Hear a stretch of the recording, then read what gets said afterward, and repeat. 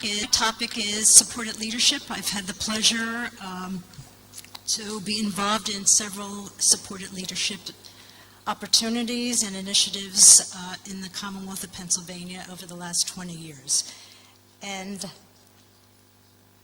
learning from the past, shaping the future. It's a powerful conference title, and it's an important call for leadership development. Across the globe, the concept of diversity, and with it, new roles, new relationships, new challenges, and new opportunities. But the big cry, regardless of the specific language, is nothing about me without me. Some of the forces that have moved to change to a new paradigm have been the general human rights movements, the civil rights errant movements that resulted in changing laws, redefinition of disability, and the globalization of this. Forces that have moved us to a new paradigm are reflected in the United Nations Convention on the Rights of Persons with Disabilities, which has become an international law, and I understand Israel has ratified it, and with great shame I say that the United States. Some of the negative forces that have moved us forward to a new paradigm of disability sought to end discrimination, end institutionalization, end exclusion and segregation, improve access, equalize opportunity, shift power, and recognize that disability is a natural part of the human experience of disabling environments and attitudes, as it is physical, cognitive, sensory, or communication limitations.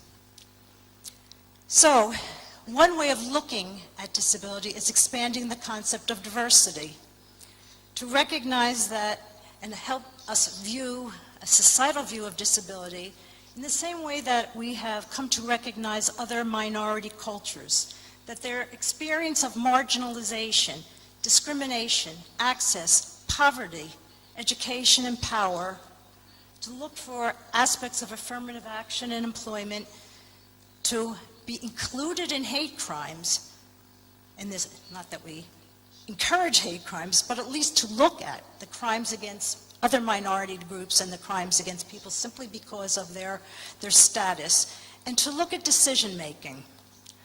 These new challenges and opportunities, now and in the future, result in a shift in power, hopefully, in roles, relationships between professionals and people with disabilities, self-determination, self-advocacy, shift in defining who is the expert, and clearly the nothing without me, nothing about me without me. All of this, if not explicitly, implicitly looks at the potential for leadership. In fact, the UN law, the UN Convention, cites with its 50 articles, many of them call for leadership development. Article 3, general principles, equality of opportunity, full and effective participation and inclusion in society. Article 6, awareness raising. State parties undertake to adopt immediate, effective, and appropriate measures to promote awareness of the capabilities and contributions of persons with disabilities. Article 24, education. State parties to recognize the right of persons with disabilities to education, ensure an inclusive education system at all levels, and lifelong learning without discrimination and on an equal basis with others, with reasonable accommodation. Again, not explicitly stating leadership, but looking at the opportunities to promote and support leadership. Article 29, participation in political and public life. States parties shall guarantee to persons with disabilities political rights and opportunities to enjoy them on an equal basis with others. The substatement, promote actively an environment in which persons with disabilities can effectively and fully participate in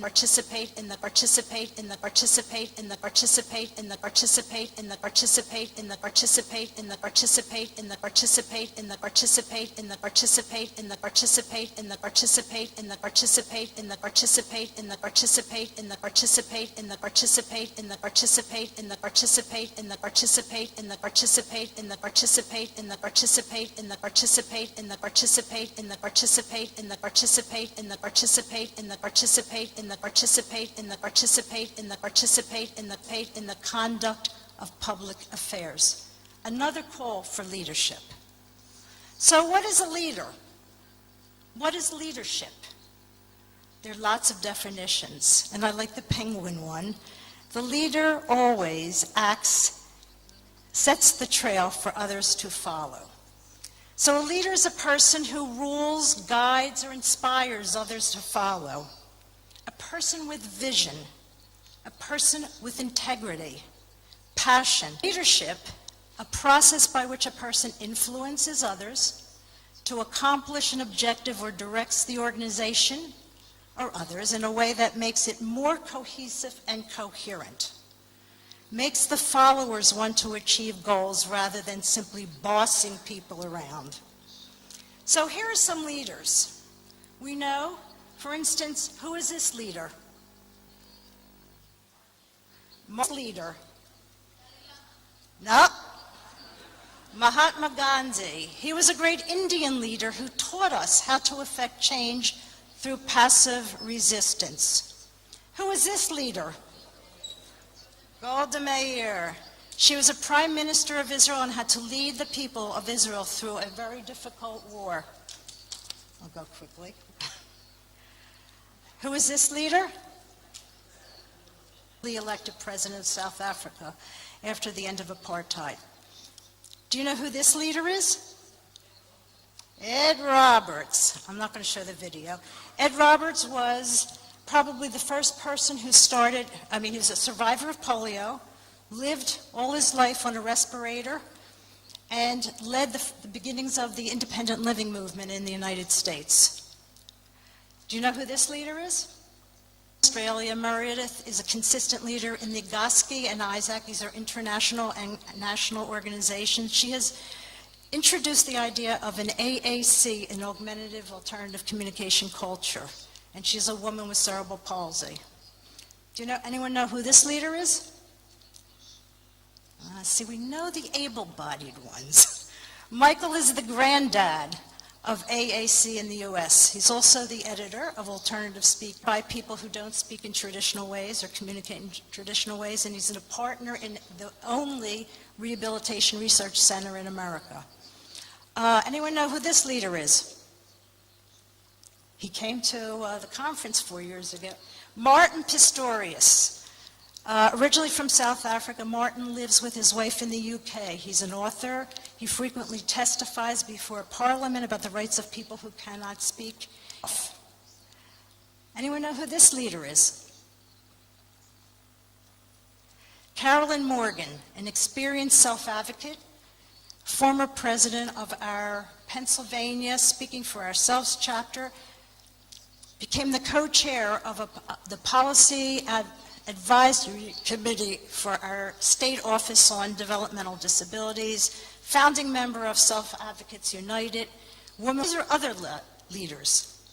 They are all people with intellectual disabilities. They've all had support in development of their leadership and continue to have support to be the active leaders they are. So very briefly, what is supported leadership? It's promoting, encouraging, and supporting people with intellectual disabilities to be active, become active, contributing, and valued members. So it's promoting, encouraging, and continuing to support the leadership of these individuals. There are two components to supported leadership. Training. Many of us had some training to become leaders, and supports. Training of the individual with intellectual disabilities who wants to be a leader. Also training of the support person to not be the leader, but to be how to listen and respect, if they don't already do, the contributions of leaders who just happen to also have intellectual disabilities. Also, another component is individual supports. Individual supports to the individual with intellectual disabilities, as well as the board and committee members, so they can learn to be not just for the exercise of leadership amongst their co-members with intellectual disabilities. 1 minute, I know. Oh, 2 minutes, good. So, supported leaderships, the types of training. In general, there's, assertiveness, self-determination, decision-making. Some of us, our whole lives, we've been fortunate enough to have that informally developed in us. Being a good listener, presentation and communication skills. Some of the specific types of training, how groups work, running a meeting, asking questions, voting, specific content of the meetings, how to sign documents and how to refuse to sign some documents, and how to train the support person so that you are the leadership, the decision maker, and not the support person. Some of the individual mobility, orientation, dietary, medication, hygiene, bathroom, all the personal needs, transportation needs, using public transportation, arranging transportation, paying for public transportation, and any other transportation needs in society where it's not fully yet need to do, going over meeting materials, saying exactly what I want to say, even though I may say it differently, staying on topic, reminders, phone calls, all the things that take years and years and years to develop in all of us, with or without supports. Oops.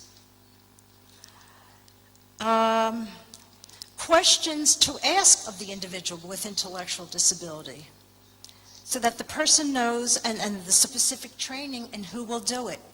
How many hours each month will I need to support you? And by the way, I do this personally on my own, so some of this is from literature experience, but some of it's from very personal experience. Will I get paid, or am I doing it voluntarily?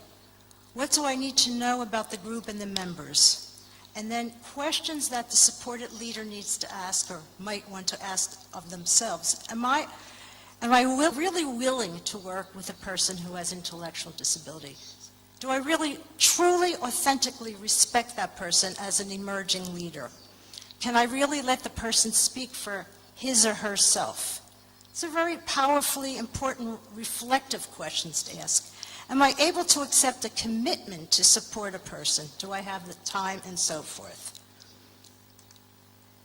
There's lots and lots of resources to address the question as Gandhi would.